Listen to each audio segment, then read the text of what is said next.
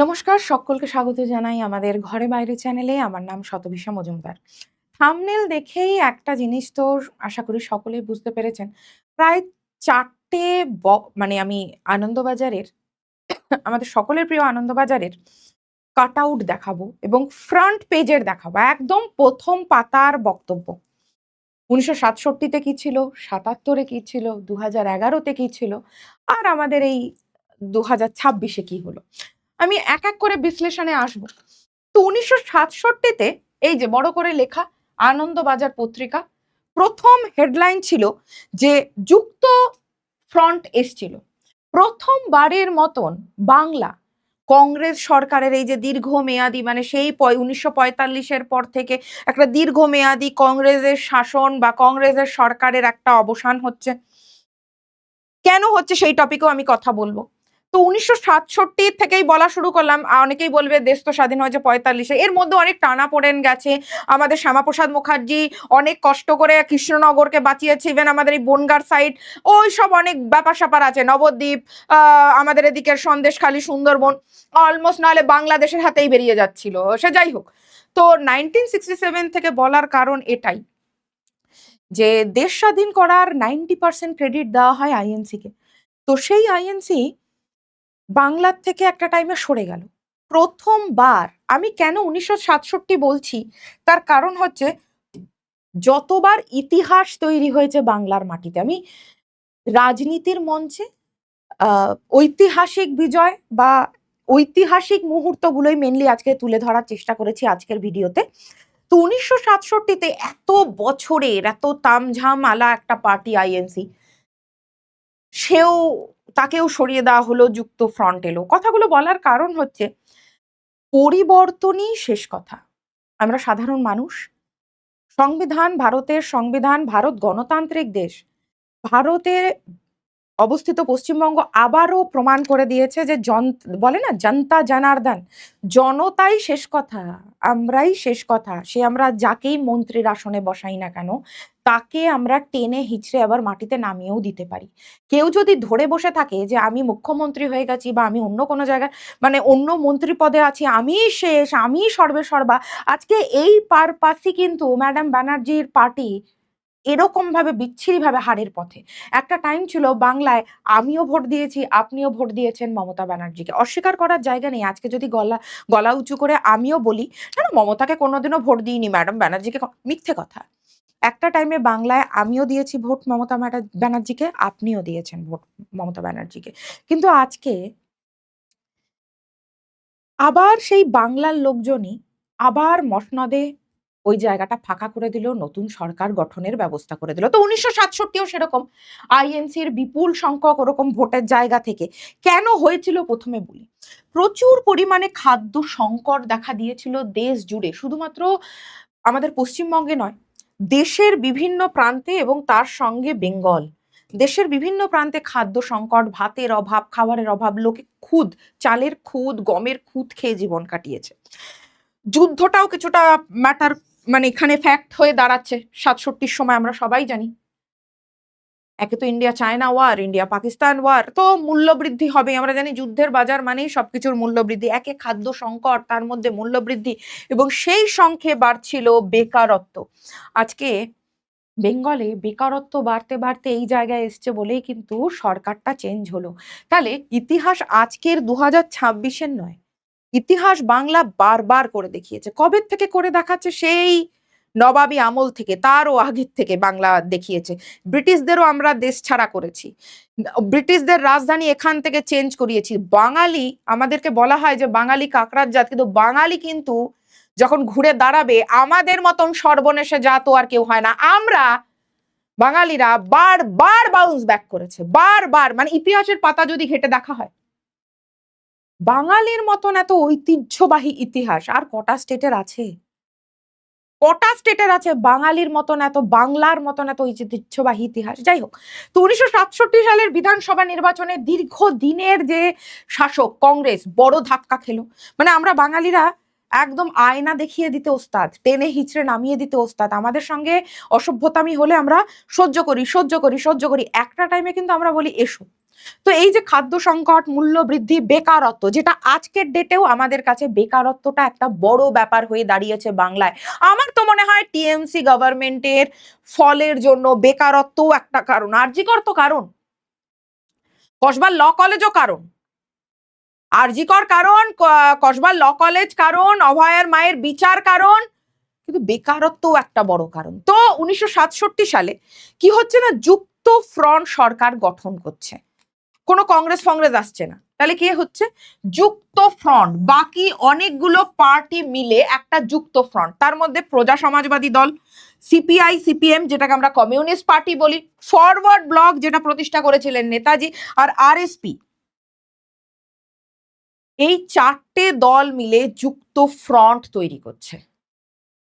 কংগ্রেসেরও গল্প আমরা শেষ করে দিলাম, গল্প গেছে 1967। এই জোট সরকার পশ্চিমবঙ্গের প্রথমবার, স্বাধীনতার পরে প্রথমবার অকংগ্রেস সরকার, প্রথমবার অকংগ্রেস সরকার। আমরা মুখ্যমন্ত্রী বানিয়েছিলাম অজয় মুখার্জিকে। ঐতিহাসিক দিনটা কবে? সেই বিখ্যাত ঐতিহাসিক দিন 21শে মার্চ 1967। এই সেই দিন যখন আমরা বাংলার লোকজন অজয় মুখার্জিকে মুখ্যমন্ত্রী বানালাম, যুক্ত ফ্রন্টের জন্য আমরা নেতা হিসেবে নির্বাচন করলাম, অকংগ্রেস সরকার গঠিত হলো, পশ্চিমবঙ্গের প্রথম এই দিনে যুক্ত ফ্রন্ট সরকার গঠিত হলো। ঐতিহাসিক ঘটনা, কারণ বাঙালির মনে দাগ কেটেছে, এত কিছু অশান্তি অসভ্যতামি হয়েছে, খাদ্য সংকট, বেকারত্ব, সমস্ত জিনিসের দাম বেড়ে যাওয়া, ওই সময় যুদ্ধ, আর যুদ্ধ মেইন জায়গায় বসে আছে তখন আইএনসি গভর্নমেন্ট। মানুষ কেন আইএনসি কে চাইবে? এবং শুধু তাই নয়, ভুলভাল কারণে তখনও সংবাদ মাধ্যমকে এবং ভারতবর্ষের বিভিন্ন পার্টির নেতাদেরও বিভিন্ন কারণে অ্যারেস্ট করা হচ্ছিল। মানুষ কিন্তু ভোলে না, বিশেষ করে বাঙালি কিচ্ছু ভোলে না। আমাদের বাঙালিদের এই জায়গাটা সত্যিই খুব ভালো। এবার আছে 1977-এর গল্পে। 1977ও আর একটা বিশাল বড় গল্প।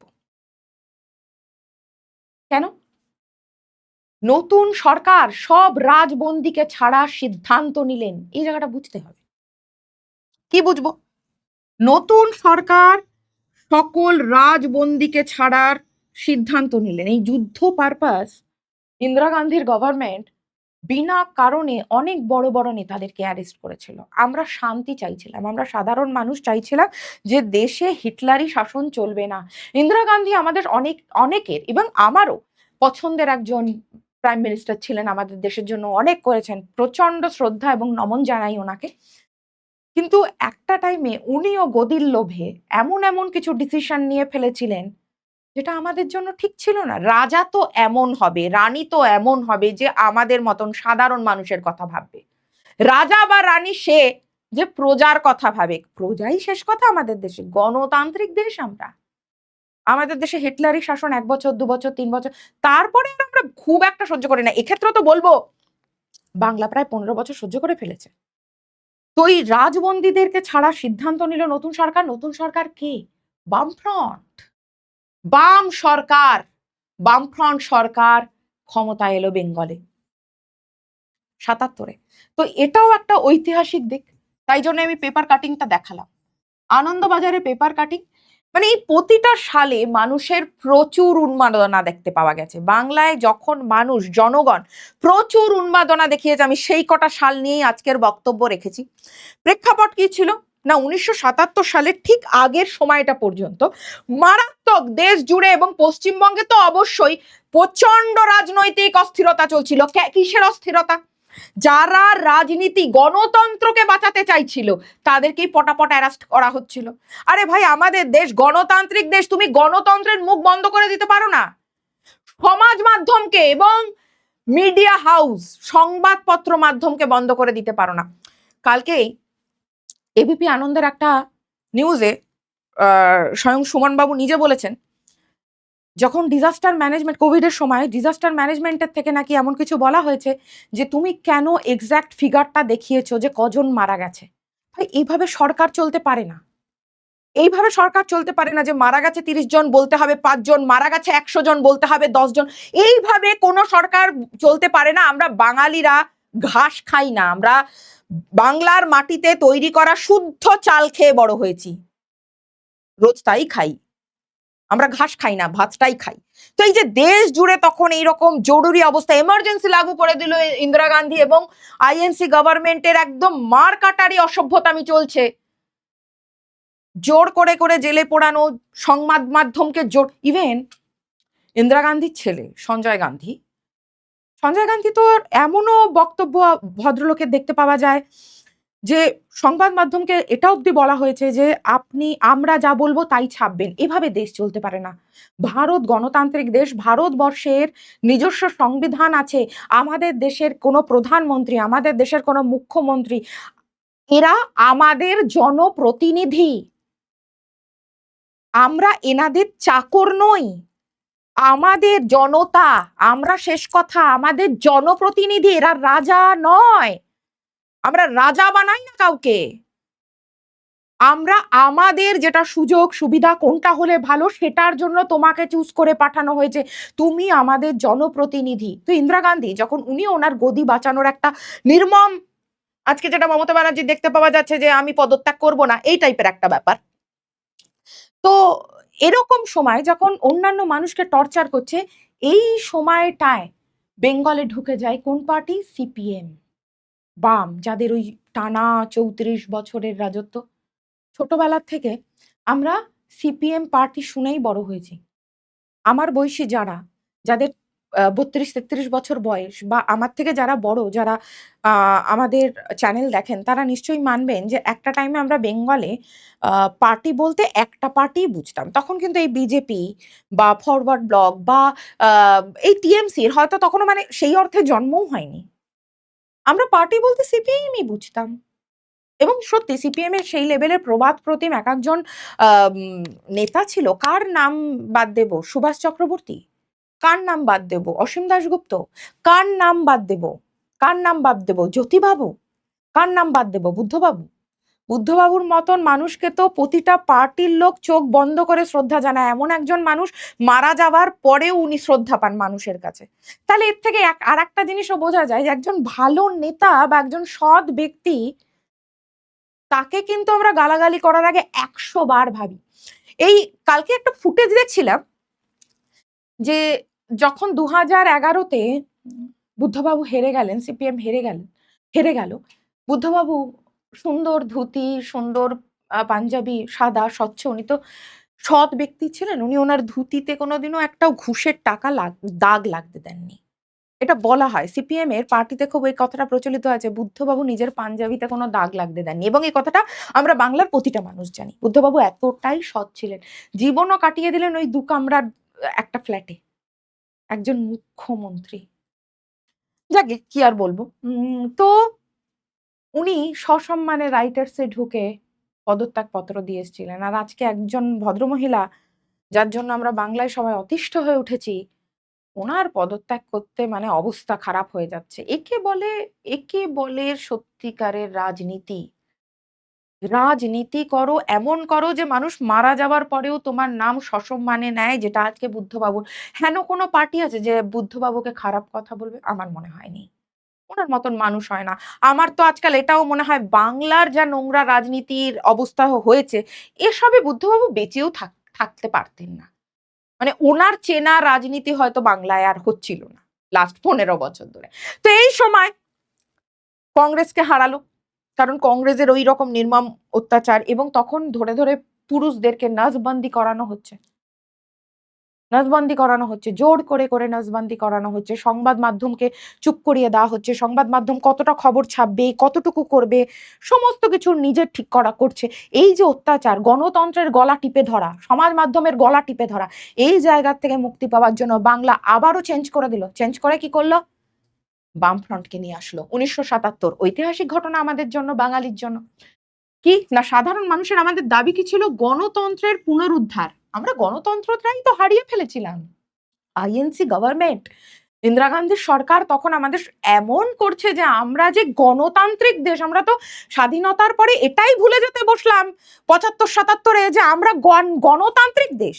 এই যে আমাদেরকে আটকে রাখা, কেউ কিছু বললেই জেলে বন্দি, অ্যারেস্ট, এই যে দমন নীতি, পুরো হিটলারি শাসন, এগুলোর আমরা এগেনস্টে ছিলাম। স্বচ্ছ এবং স্থিতিশীল সরকার চাইছিলাম, যে সরকারের মাথা ঠিক আছে, যে সাধারণ মানুষের কথা ভাববে, গণতন্ত্রের কথা ভাববে, গণতন্ত্রকে বাঁচাবে।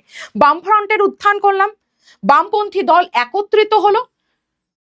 কারা কারা? CPIM, CPI, forward block, RSP, এরা সবাই তখন মিলিতভাবে, কিন্তু আর যুক্ত ফ্রন্ট করলো না।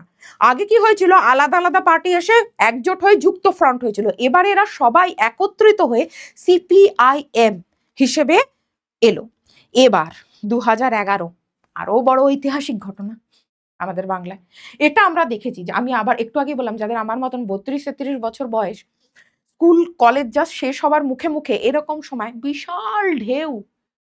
কারণ কি? ওই যে আবার বক্তব্য সেম, পরিবর্তনই সমাজের নিয়ম, পরিবর্তনই প্রকৃতির নিয়ম, পরিবর্তনই দুনিয়ার নিয়ম। পরিবর্তন দরকার আছে। আজকে যে সরকারই হোক না কেন, তারও পরিবর্তন হয়তো দরকার আছে, সে ভালো কাজ না করলে। আমরা সাধারণ মানুষ, আমাদের হাজার বার অধিকার আছে চেঞ্জ করার। এই সময় কি হলো, বামেদের মধ্যেও একটা ব্যাপার চলে এলো, আমরা তো পশ্চিমবঙ্গেই থাকবো। ওই যে একটু আগে বললাম যে আমরা 15 বছর আগেও এটাই ভাবতাম, পশ্চিমবঙ্গে তো একটাই পার্টি, সিপিএম, এছাড়া আমরা কিছু জানতাম না। তো সেই জায়গা থেকে, যেখানে আমরা জানি যে পশ্চিমবঙ্গে একটাই পার্টি, মানে অন্যান্য স্টেটও যখন জানে পশ্চিমবঙ্গে একটাই পার্টি সিপিএম 34 বছর ধরে রাজত্ব করছে, তাদেরও বিদায় হলো। তো সেখানে টিএমসি কি এমন বড় পার্টি? 34 বছরের রাজত্ব হেরে গেছে। ম্যাডাম ব্যানার্জি, আপনার হার স্বীকার করতে অসুবিধাটা কোথায় হচ্ছে? আপনিও তো একদিন লড়াকু বিরোধী দলনেত্রী ছিলেন, সেখান থেকেই মুখ্যমন্ত্রী হয়েছিলেন। আপনার অসুবিধাটা কোথায় হচ্ছে? বুদ্ধবাবু তো সসম্মানে গিয়ে পদত্যাগপত্র দিয়ে এলো। যাই হোক, তো সেদিন আনন্দবাজার হেডলাইন কি ছিল? এটা এটা ছিল আনন্দবাজারের হেডলাইন, বাম বিদায়, বদলের ঝড়ে ভাঙলো 3 দশকের দুর্গ, উন্নয়ন আর সুশাসনী মন্ত্রী মমতার। ছবিটা মনে আছে? 2011 আনন্দবাজার পত্রিকার একদম অরিজিনাল কাট আউট আনন্দবাজার পত্রিকার ফ্রন্ট পেজ। কি হয়েছিল ঘটনা, প্রেক্ষাপট কি না, 1977 থেকে 2011 পর্যন্ত, 1977 থেকে 2011 পর্যন্ত চললো আমাদের 34 বছরের পশ্চিমবঙ্গের বাম ফ্রন্ট সরকার। শেষের দিকে নানা কারণে, বিভিন্ন কারণে মানুষের মনে অসন্তোষ বাড়তে থাকে।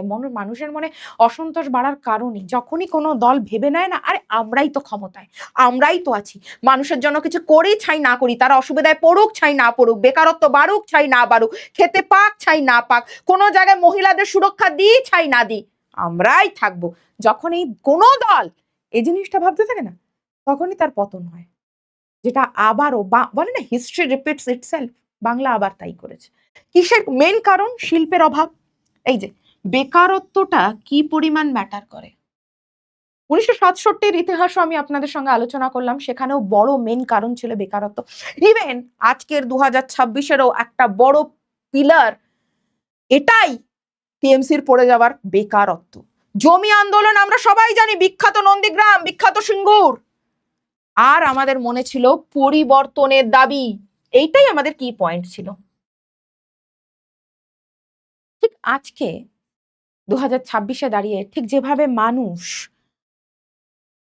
পরিবর্তন চাই, প্রত্যাবর্তন নয়, পরিবর্তন চাই করেছে, ঠিক ওই সময়টাও 2011-তেও আমরা বাংলার মানুষ এত তিতিবিরক্ত হয়ে গেছিলাম যে পরিবর্তন চাইছিলাম, পরিবর্তনের দাবি করেছি।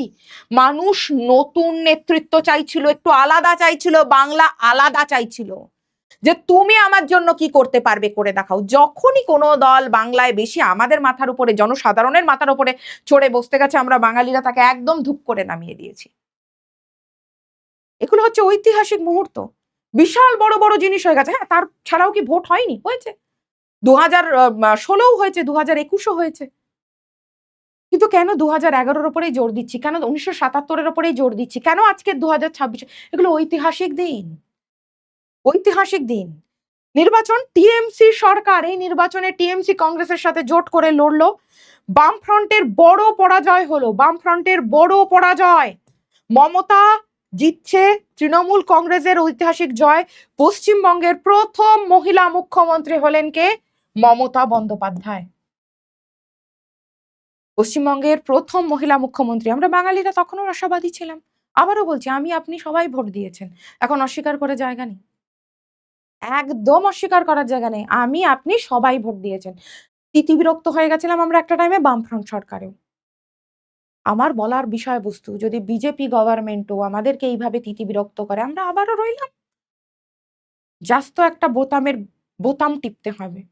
আমরা সাধারণ মানুষদের, আমাদের কতটা ক্ষমতা, আমরা বাংলার সাধারণ মানুষ, আমরা একদম নিচের তলার মানুষ, আমাদের কতটা ক্ষমতা, এই আঙুলের যে কতটা জোর, সব গভর্নমেন্ট একবার করে বুঝতে পেরেছে। কংগ্রেস, যুক্ত বামফ্রন্ট সরকার, সিপিএম, টিএমসিপি, আজকে বিজেপির পালা। আমাদের কাজ যদি না হয়, আমাদের কথা মতন যদি, আমাদের সুবিধা মতন যদি কাজ না হয়, পরিবর্তনই নিয়ম। গুরুত্বর প্রভাব কি ছিল? ৩৪ বছরের একটানা শাসনের আমরা অবসান করলাম, পরিবর্তন করলাম। স্লোগানের এইটাই মেন ছিল, আমরা পরিবর্তন চাই। ২০১১-তে সংক্ষেপে যদি দেখি, ২০১১-তে পশ্চিমবঙ্গের বড় রাজনৈতিক পরিবর্তন, ৩৪ বছরের রাজত্ব শেষ হয়ে গেছে, বড় রাজনৈতিক পরিবর্তন, বামফ্রন্ট সরকারের পতন। আমরা যেটা ভাবতে পারতাম না, কল্পনা করতে পারতাম না, মমতা বন্দ্যোপাধ্যায়ের নেতৃত্বে নতুন সরকার গঠিত হলো, সেদিনও বাংলা খুশি ছিল। ঠিক আজকে যতটা খুশি নিয়ে লোকজন চিৎকার করছে, ভালো আছে, খুশি হচ্ছে, ম্যাডাম ব্যানার্জি আপনি ভুলে যাবেন না, সেম উন্মাদনা আমরা আপনার সময়ই দেখিয়েছিলাম। আপনারও উচিত ছিল আমাদের পাশে একটু দাঁড়ানো। এত চাকরি চুরি হয়েছে, এত বেকারত্ব, পার্মানেন্ট পজিশনে নিযুক্ত না করে কন্ট্রাকচুয়াল টিচারদের চাকরি চলে যাওয়া, পার্মানেন্ট পজিশনে পুলিশ রিক্রুট না হয়ে সিভিক পুলিশ। বাংলা অনেক সহ্য করে নিয়েছে। আপনার সঙ্গে বুদ্ধবাবুর যদি পার্থক্য দেখি, পার্থক্য এটাই, উনি ভদ্রভাবে পদত্যাগ করেছিলেন, আর আপনি বলছেন আমি তো হারিনি। আপনি আবারও আমাদের মতন জনসাধারণের উপরে ডাউট করছেন যে আপনি হারেননি। যাই হোক, আপনারা বড় বড় মানুষ, আপনারা বেশি ভালো বুঝবেন। এবার আসছি ২০২৬, এবারেও আনন্দবাজার, সেই আনন্দবাজার পত্রিকারই ফ্রন্ট পেজ, মমতার পতন, বিজেপি উদয়। এই আনন্দবাজার পত্রিকাটাও কত বছর, কত শতকের ইতিহাস ধরে রেখেছে না? এখানে লেখা, ক্ষোভের মুখ বারুদে আগুনে মেরুকরণ। আচ্ছা, মমতা বন্দ্যোপাধ্যায়ের একে জয় বলে না, ফলের পরে ব্যতিক্রমী মমতা। আমাকে পিটায়া, লাথ মারা, সিসিটিভি বন্ধ করকে, অনেক শুনলাম ম্যাডাম, অনেক শুনলাম। যখন সিপিএম গভর্নমেন্টও ছিল, আপনি কোনোদিনও হার মেনে নিতে পারেন না। হার যখনই আপনার হয়, যখন সিপিএম জিতেছে, আপনার হেরেছেন, আপনি বলেছেন অন্যায়। আবারও সিপিএম জিতেছে, আপনি হেরেছেন, আপনি বলেছেন না না, হার আমি মানি না। ঠিক ২০১১-তে আপনি জিতলেন, তখন মনে হলো জনসাধারণ ঠিক। তার আগে পর্যন্ত আপনার কোনো দিন হার মানতে ঠিক আপনার মনে হয়নি সঠিক। যেবারই আপনি জেতেন না, সেবারই আপনার মনে হয় যে না, এবারই ভুল হয়েছে। আর ঠিক যেবার আপনি জিতে যান, তখন ইভিএম মেশিন ঠিকঠাক কাজ করে, কেউ কিছু লুট করে না, সবাই ঠিকঠাক কাজ করে। এইগুলো আমরা, আবারও বলছি, আমরা বাঙালি, আমরা ঘাস খাই না। তো ২০২৬ও সেরকম একটা দিন, ৪ঠা মে, সেরকম একটা দিন, যেখানে বাংলা আবার দেখিয়ে দিয়েছে, জনসাধারণ আবার দেখিয়ে দিয়েছে কি, মমতার পতন, বিজেপির উদয়। কি বলছে শিরোনামে আনন্দবাজার পত্রিকার? নির্দিষ্ট উপনির্বাচনের ফলাফল তুলে ধরা হয়েছে। শাসক দল যারা ছিল, তৃণমূল কংগ্রেস গুরুত্বপূর্ণ আসনে হেরেছে ৮০টা, বিজেপি ২০৮, টিএমসিপি ৮০টা। এই যে ফারাক, এই যে ফারাক, মানুষ তো বুঝিয়ে দিয়েছে কোথায় ৮০, কোথায় ২০৮। বিশাল ব্যবধান, বিশাল বিশাল ব্যবধান। একটা উপনির্বাচনে বিজেপি প্রার্থী জয়লাভ করছে, তৃণমূল কংগ্রেস হারছে। রাজনৈতিক বার্তা কি? যে রাজ্যের সমীকরণ অনেকটা বদলাচ্ছে, বিজেপির প্রভাব বাড়ছে। তৃণমূলের জন্য এটা একটা সতর্ক বার্তা। কিরকম সতর্ক বার্তা? যে আপনারা বিরোধী দল, আপনার বিধানসভায় অবশ্যই লড়ুন, বিরোধী দল থাকার দরকার আছে, লড়াকু বিরোধী দল হিসেবে আপনারা থাকুন। আমাদের মানুষদের, আপনারাও জনপ্রতিনিধি, ৮০টা সিটে তো আপনারাও জিতেছেন, সেখানকার মানুষ তো আপনাদেরকে ভরসা করে ভোট দিয়েছে, তাহলে আপনারাও তো আমাদের প্রতিনিধি। শাসক সরকার ভুল করলে আপনারা অবশ্যই চেঁচাবেন, কারণ আপনারা আমাদের জন্য লড়েন। তো যদি সত্যি আমাদের জন্য লড়েন ১০০ বার গলা ফাটিয়ে চিৎকার করুন। কারণ আমরা আপনাদের সবার, বিজেপি সরকার হোক আর টিএমসি সরকার হোক, আপনাদেরকে আমরা চুজ করেছি। আপনাদের দায়িত্ব বর্তায় আমাদের ভালোটা মন্দটা বোঝার। বিধানসভায় গলা চিৎকার করুন, অন্যায়ের প্রতিবাদ করুন। এবার মেইন বক্তব্য যা দিয়ে আমি ভিডিও শেষ করব। এবারে সবথেকে বড় প্রশ্ন, বিজেপি সরকার তো ৯ মে সরকার গঠন করতে চলেছে। বাংলার মুখ্যমন্ত্রী কে হবেন? বিজেপি গভর্নমেন্ট তো কখনোই মুখ আল্টিমেটলি প্রমোট করে চালান না যে ইনি মুখ্যমন্ত্রী হবেন বা উনি মুখ্যমন্ত্রী হবেন। তো ৩ টে নাম সবথেকে বেশি শোনা যাচ্ছে। এক হচ্ছে দিলীপ ঘোষ, বিজেপির বর্ধিষ্ণু নেতা। রূপা গাঙ্গুলি একটা টার্মে এমপিও থেকেছেন, উনিও বর্ধিষ্ণু নেতা। আর শুভেন্দু অধিকারীর কথা বা ওনার প্রশংসা যতই কম করব ততই সত্যিই কম হয়। এর আগেও উনি নন্দীগ্রামে মমতা ব্যানার্জিকে হারালেন, লাস্টবারের গল্প বলছি। এবারে তো ছক্কা, নন্দীগ্রামও গতবারেও জিতেছেন, এবারেও জিতলেন, আর তার সঙ্গে ভবানীপুর এক্সট্রা ফাউ। ফুচকায় ওই 10টা ফুচকায় 10 টাকায় 4টের মতন একটা ফাউ দেয় না? শুভেন্দুবাবু নিজের একদম কেরামতি ম্যাজিক দেখিয়ে দিয়েছেন। নন্দীগ্রাম তো জিতেছেনই, গতবারও জিতেছেন, যদিও টিএমসি গতবার সরকার গঠন করেছিল, তারপরেও নন্দীগ্রামে উনি প্রুফ করে দিয়েছেন যে মানুষ কিন্তু আলটিমেটলি শুভেন্দু অধিকারীকেই ভোটটা দিয়েছে। এবারেও তাই। নন্দীগ্রামে তো জিতলেন, তার সঙ্গে প্লাস বোনাস হিসেবে ভবানীপুর এক্সট্রা। তো পুরো ভিডিওর বলার বিষয়বস্তু হচ্ছে যে বাংলার মানুষকে একটু ভরসা করুন, যে সরকারি আসুন না কেন। আমরা এতটা বোকা নয় যতটা আমাদেরকে বোকা ভাবা হয়। এতটা বোকা নয়। ইতিহাস এই জন্যই আলোচনা করলাম।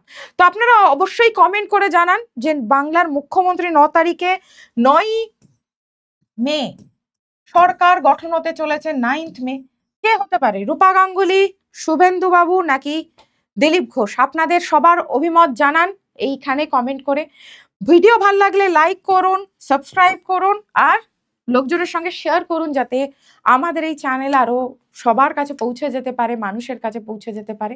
এটা আমাদের ঘরে বাইরে চ্যানেল, এই চ্যানেলকে সাবস্ক্রাইব করুন আর অবশ্যই কমেন্ট করে জানান ঘরে বাইরের ভিডিও আপনাদের কেমন লাগছে। আর বাংলার মুখ্যমন্ত্রী ৯ মে বিজেপি সরকার নতুন করে সরকার গঠন করতে চলেছে। ঐতিহাসিক দিন, অবশ্যই ঐতিহাসিক দিন। বারবার আমি আজকে ভিডিওতে বারবার এটাই বিশ্লেষণ করলাম যে ঐতিহাসিক দিন বাংলায় কতবার এসছে। This is our 4th time, 4 নম্বর বার স্বাধীনতার পর থেকে বাংলা 4 বার খেলা দেখিয়ে ফেলেছে।